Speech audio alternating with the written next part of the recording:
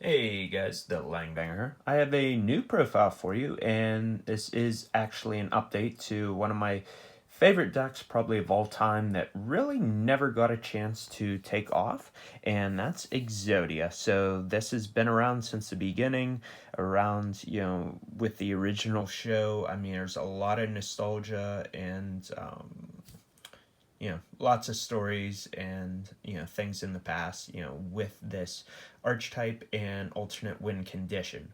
So I'm sure you guys could probably already guess how I'm gonna go about using this deck in this profile. I'll give you a few seconds. Yeah, it's Mystic Mine. So you know the wave motion cannon version of Mystic Mine, that's one win condition in itself. I actually like this version a little more because you're not relying on wave motion to win you the game, because like if they end up popping that with a card, there's way more side hate or even main hate for that version of the deck. So I feel like you're sitting around longer with this deck, but you're less hurt by the cards that people are using. So just starting off here, so you have the 5 pieces. Of course, your win condition. I actually have 3 golden ladybug. So the reason for this is you're pretty much just sitting here and you're just stalling. Um, you know, Once you get one of these in your hand, you're gonna start to be up in life points. It's not absolutely necessary, but if you really think about it, and then once you see my build, um, once your opponent maybe gets up in life somehow, or maybe if they get an attack in, just by you like stalling, now they're gonna be up in life, right? So, that's why I decided to go with this. Then the last card is the Battle Faders. You could use Swift Scarecrow if you want, but technically they can call by the grave that, so that's kind of why I went with the Battle Fader. Don't know how sound my logic is on that, but that's my reasoning. So onto the spells, you have the 3 Mystic Mine. So you're not going to be summoning any monsters or setting unless like you absolutely had to. So this card pretty much just says like you're not going to be able to play the game, can't activate effects, you can't summon a monster. It's just absolutely nuts. Then you have the 3 Duality. Of course, you got to use that. No, sense not to. Here's It's not a new card, but I think we did see it in the Wave Motion Mystic Mine burn. Like it was kind of popular for like a hot minute, and then it kind of died off. 3 Ledger of Ledger Domain. So with that, you banish 3 cards from the top of your deck, and then 3 turns later, then you get those cards. So, just by you sitting there on Mystic Mine, this just helps accelerate things. So, I am using proxies. I apologize. These are extravagances.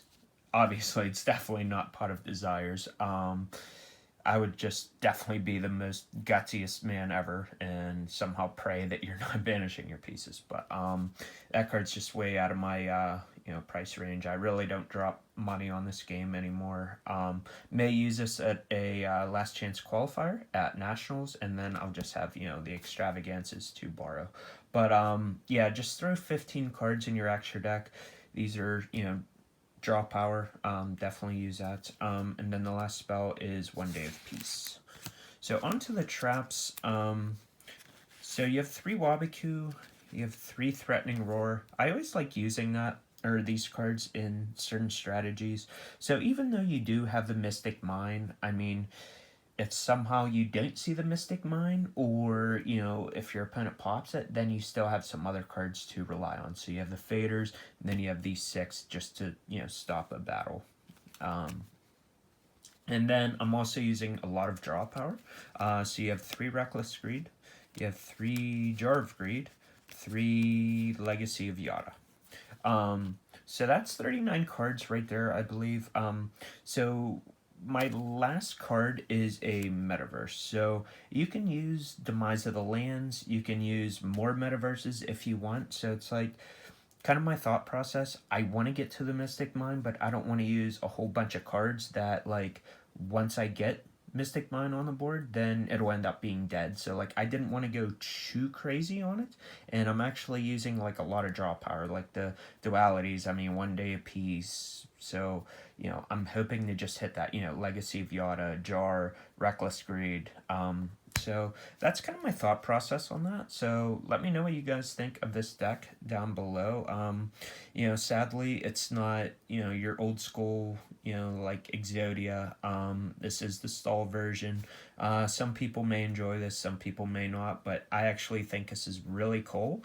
In comparison to other mine variants, you're really not relying on, like, I mean, you want to have mine up, but it's not like if it goes, like, you automatically lose, because it's like if you have mine and like wave motion and they twin twister you, you could be hurt on that if you don't have like protection.